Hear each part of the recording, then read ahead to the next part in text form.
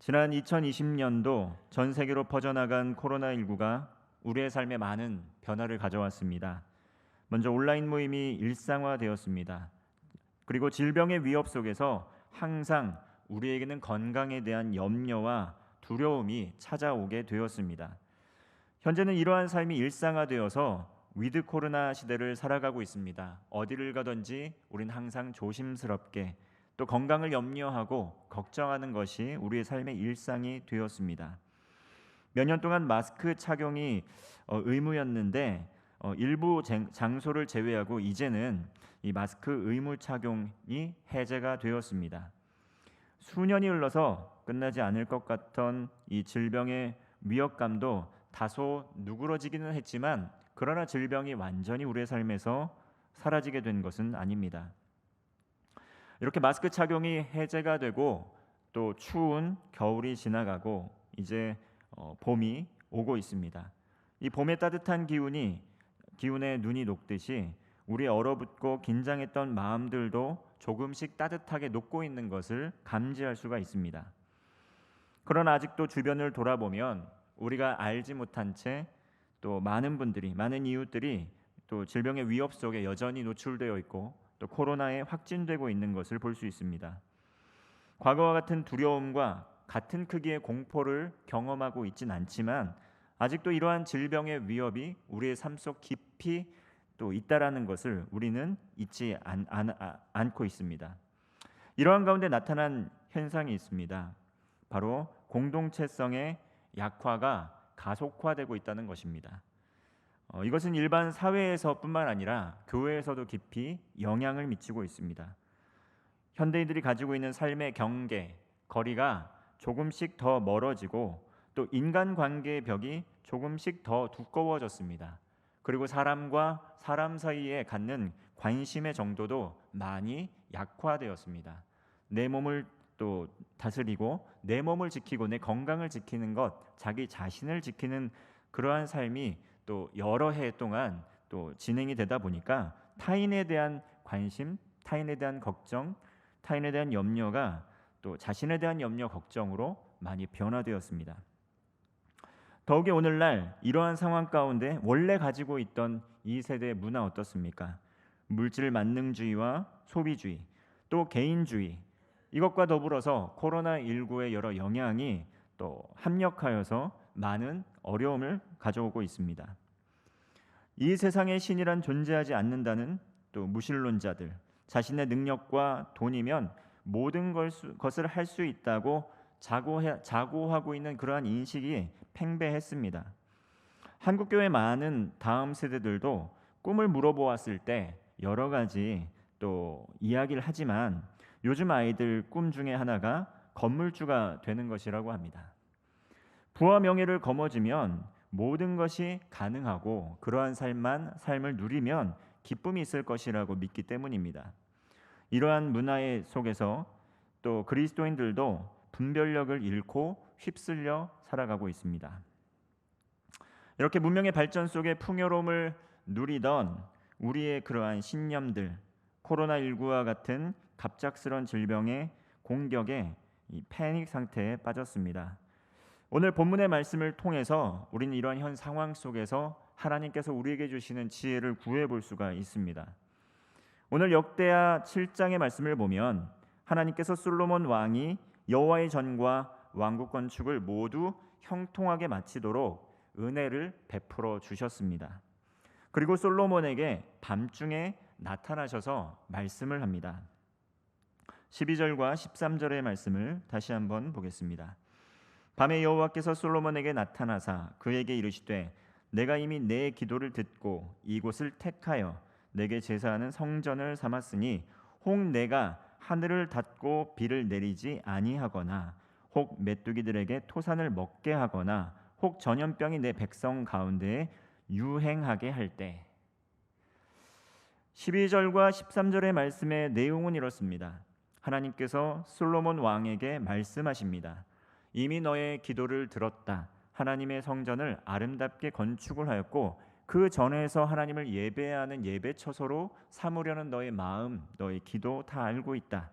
그리고 다윗 때부터 준비하여서 솔로몬이 정성껏 건축한 성전을 하나님께서 말씀하시는 성전으로 또 삼았다라고 하나님께서 인정을 해주십니다. 그러나 혹시 하나님께서 하늘을 닫고 비를 내리지 않든지 또는 메뚜기가 모든 곡식을 먹어서 기근이 오든지 전염병이 돌기 시작할 때 이 말씀을 기억하기를 바란다라는 것입니다. 그러한 상황이 올 때 어떻게 하기를 원하셨습니까? 우리 14절의 말씀을 함께 한 목소리로 합독해 보도록 하겠습니다. 내 이름으로 일컫는 내 백성이 그들의 악한 길에서 떠나 스스로 낮추고 기도하여 내 얼굴을 찾으면 내가 하늘에서 듣고 그들의 죄를 사하고 그들의 땅을 고칠지라. 아멘. 여러분, 오늘의 말씀처럼 이 땅에서 일어나는 모든 일들과 자연 현상이 그저 저절로 우연히 일어나는 일로만 본다고 한다면 그것은 합당하지 않을 것입니다. 모든 일들, 이 세상의 일어나는 모든 일들, 하나님께서 허락지 않고 일어나는 일들은 없다라는 것, 역사의 주관자 되시고 이 우주 만물을 통치하시는 하나님이심을 아는 분들은 그러한 고백을 하게 된다는 것입니다. 하나님께서 이 우주 모든 만물을 섭리하고 통치하고 계십니다. 그러나 자연세계, 이 세상을 볼 때 일어나는 일들의 그런 원인과 결과를 우리는 왜 일어나고 왜 이런 결과가 나타나는지 우리는 알 수가 없습니다. 모든 것을 헤아려 알 수가 없습니다. 그러나 하나님께서는 어떤 뜻 가운데 그러한 일들이 일어나도록 허락하시기도 하고 또 때로는 스스로 일으키시기도 한다라는 것을 우린 성경 본문의 말씀을 통해서 알 수 있는 것이죠. 그러므로 하나님의 백성은 오늘날 우리의 삶에 일어나는 일들에 대해서 민감하게 영적인 시각을 갖고 있어야 됩니다. 그리고 일어나는 일들, 우리의 삶에 벌어지는 일들을 위하여 기도의 자리에 나아가 하나님의 뜻을 구하며 살아가야 합니다. 도무지 나의 삶에 그리고 우리의 상황과 환경 가운데 이해할 수 없는 이 상황 가운데에서 과연 하나님은 어떤 뜻 가운데 이런 일들을 허락하시는지 또 때로는 일으키시는지 하나님의 뜻을 구하며 살아가야 한다는 것이죠. 그러는 가운데 우리의 힘과 능력으로 도저히 이겨낼 수 없는 상황과 환경 가운데 하나님께 나아감으로 믿음과 소망 그리고 또 하나님의 마음을 더 품어가게 되는 것을 우리는 알 수가 있습니다. 먼저 우리는 인생에 예상치 못한 재난을 당했을 때 어떻게 해야 합니까? 먼저 우리의 삶을 돌아보며 하나님 앞에 회개하며 나아가야 합니다. 여러분, 오늘 본문에 나타나는 악한 길, 그 악한 길이란 어떤 길입니까? 이것은 세상이 이야기하는 윤리 도덕적인 악한 길일 수도 있지만 하나님의 뜻 가운데 하나님의 뜻과 먼 삶을 이야기하고 있습니다. 그 죄 때문에 하나님을 거역하는 길이라는 것입니다. 죄란 하나님의 뜻을 떠나 반역하는 것입니다. 오늘날 이 세상에서는 하나님의 뜻을 떠나 반역하는 것이 어떠한 법의 통치를 받아 또 형벌을 받는 법은 아닙니다. 이것은 성경에 나타난 하나님의 사람들이 또 알고 있는 하나님의 사람들이 또 여기고 있는 가장 큰 죄, 그것은 바로 하나님의 뜻을 거역하는 것입니다. 세상 사람들은 하나님의 뜻을 거역한다고 해서 큰 죄를 지었다고 생각하지 않습니다. 그러므로 이것은 단순히 윤리 도덕적인 그러한 죄가 아니라는 것이죠. 하나님의 말씀에 귀를 기울이지 않고 때로는 그 말씀을 마음에 담아두거나 알려고 하지도 않는 태도, 이것은 성경에서 가장 큰 죄악이다라고 이야기를 하고 있습니다. 다시 말해서 성경적 삶의 태도를 버리고 자기 자신이 그 인생의 주인이 되는 것처럼 살아가는 것, 그렇게 자부하며 살아가는 것, 그것이 하나님 보시기에 가장 큰 죄라는 것입니다. 하나님의 은혜 없이 사는 삶입니다. 하나님의 은혜 없이도 살아갈 수 있다고 하는 삶의 태도입니다. 하나님의 뜻을 구하지 않고 사는 삶입니다. 그리고 하나님의 말씀과 그 의중, 그것에 귀를 기울이지 않는 삶입니다. 하나님의 뜻과 말씀을 알지 못하고 자신이 주인이 되는 삶, 그것은 바로 이 세상 가운데 악한 길을 살아가는 악인들의 특징이라는 것입니다. 지난 몇 년간 온 사회가 바이러스의 공포 속에 있었습니다. 이 질병의 공포 때문에 수많은 사람들이 불안감을 느껴야 했습니다. 굉장히 많은 염려, 우울감을 가져야 했습니다. 함께 모여서 또 교회에서 예배하는 사람들조차 예배할 때 위축감 가운데, 그 마음 가운데 두려움 가운데 예배를 드리기도 했습니다.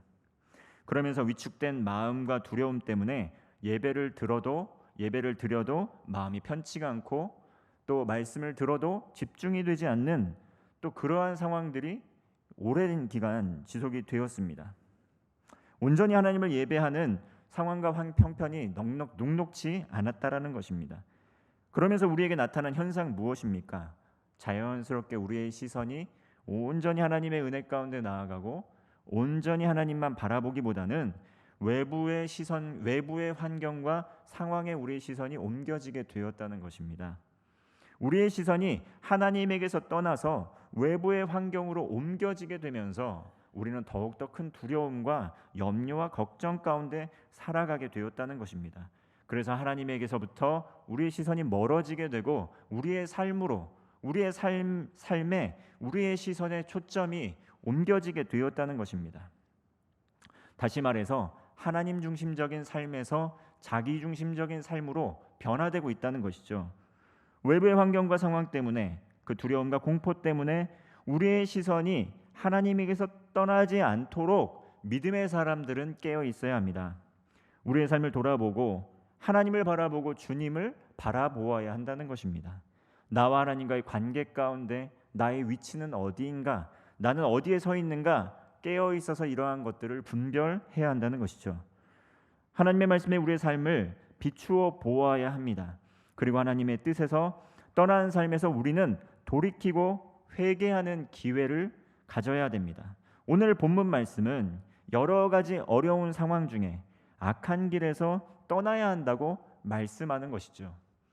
과연 우리의 삶에 이루어지는 것들, 오늘날 우리의 삶에 펼쳐진 이러한 것들 어떻습니까?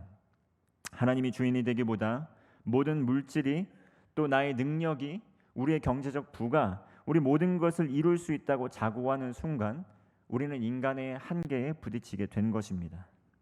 하나님의 뜻을 구하지 않고 인간적 노력과 인간적 지혜를 모아서 살아가던 우리가 우리들의 무능력을 마주하게 되었습니다. 자신이 주인 되는 자기 중심적 삶, 그러한 삶 속에서 또 하나님을 떠나 인간의 지혜만 구하며 살아가던 우리의 삶에 하나님께서 어떠한 모양으로든 경종을 울려주신 것입니다. 이러한 상황 가운데 다시 주님을 우리의 왕, 우리의 구원자, 우리의 구세주로 인정하는 삶으로 우리는 돌아가야 합니다.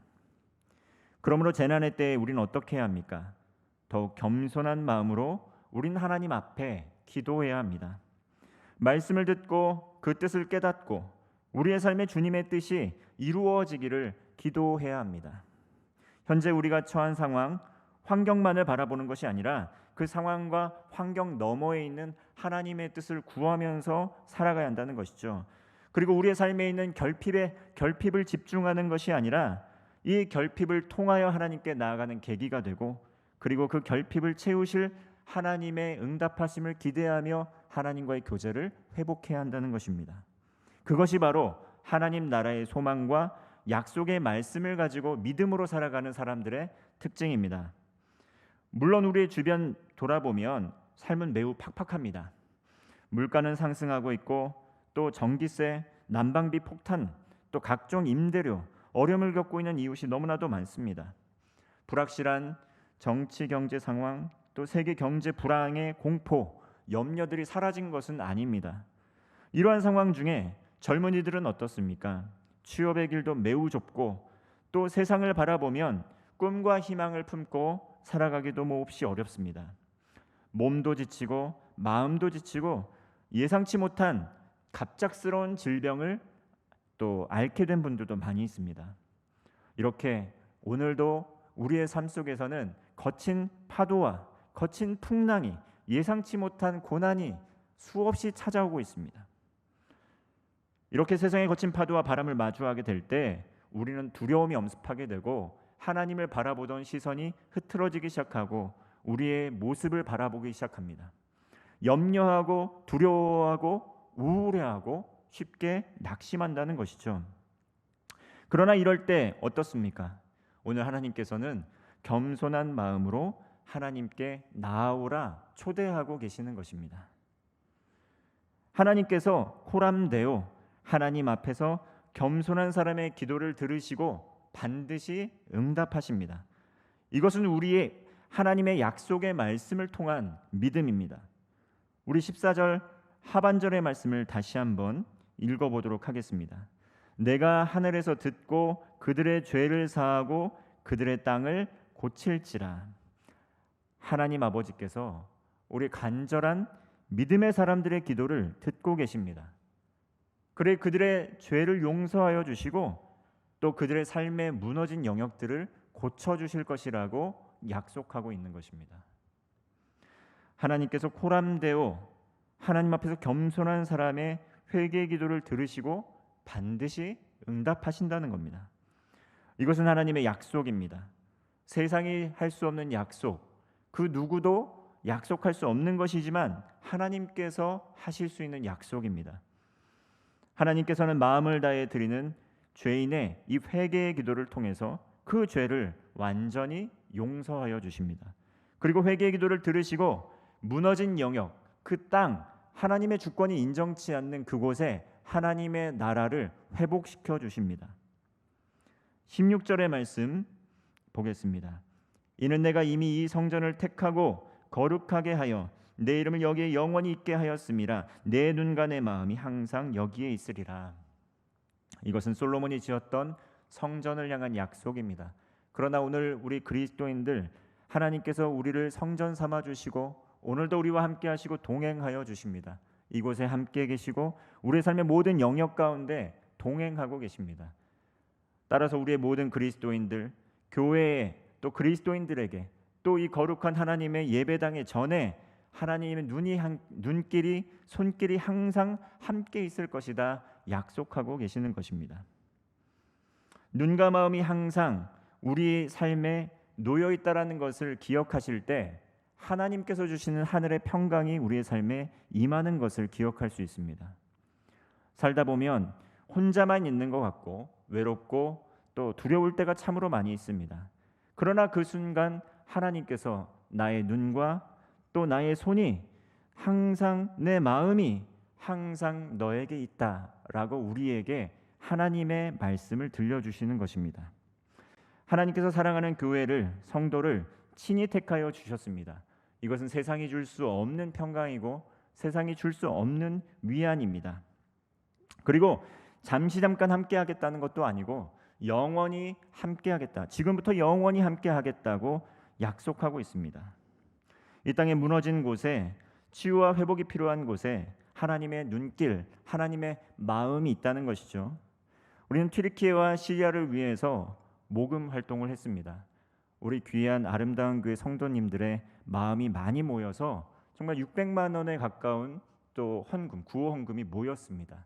이 어려운 시기에 정말 힘든 이 어려운 시기에 정말 이 먼 타국 땅에 있는 국민들을 위해서 이런 귀한 마음을 모은 것을 보았을 때 정말 하나님께서 아름다운 교회 성도님들의 마음에 많은 사랑의 마음을 주시고 계신다는 것을 확인받을 수 있었습니다. 그리고 먼 이국 땅에서 정말 튀르키예와 시리아 땅에서 정말 관련이 없는 또 우리 이 나라 민족이 그들에게 이런 많은 구호헌금을 주고 있다는 것을 알게 되었을 때 그 땅의 국민들도 많은 위로를 받을 것입니다. 이것이 바로 주님의 사랑인 것입니다. 예수님의 사랑이 없다면 이러한 것은 가능하지 않은 것입니다. 치열한 경쟁과 개인주의 속에서도 외로움과 고독과 절망 중에 생을 마감하는 분들이 참으로 많이 계십니다. 아직도 한국은 OECD 국가 중에 자살률 1위 국가입니다. 그리고 가족의 해체는 더욱더 가속화되고 있고 자녀들도 이 때문에 많이 고통받고 있습니다. 출생률이 전 세계 최하위권입니다. 많은 젊은이들 이 땅에 가정에 대한 소망이 없습니다. 하나님을 떠나 물질의 주인이 되고 우리 스스로가 삶의 주인이 될 때 이러한 일들은 더욱더 심화될 수밖에 없습니다. 겸손한 마음으로 우리의 마음을 모아서 하나님 앞에서 이 땅에 무너진 곳을 위해서 우리는 기도하며 나아가야 합니다. 질병의 위협에서 하나님 우리를 지켜 주옵소서. 그리고 하나님께서 이 땅에 무너진 것을 다시 회복시켜 주옵소서. 이렇게 기도의 자리로 나아가야 한다는 것입니다. 겸손한 마음으로 우리는 기도하며 나아가야 됩니다. 질병 때문에 고통받는 이 나라 민족을 위해서 기도해야 합니다. 깨어진 마음을 치료하여 주옵소서. 또 무너진 관계를 회복시켜 주옵소서. 또 소망 없는 인생에 소망을 주옵소서. 예수 그리스도를 머리로 하는 교회가 세상의 유일한 소망과 등불로 빛이 나게 하옵소서. 이렇게 기도해야 한다는 것입니다. 이렇게 복음으로 하나님께 돌아가 겸손한 마음으로 바로 서서 기도하며 나아가는 여러분이 되시기를 바랍니다. 겸손한 마음으로 기도할 때 하나님의 눈길이, 치유와 회복의 손길이 이 땅에 깨지고 무너진 모든 삶의 영역을 고쳐주시리라 믿습니다. 기도하겠습니다.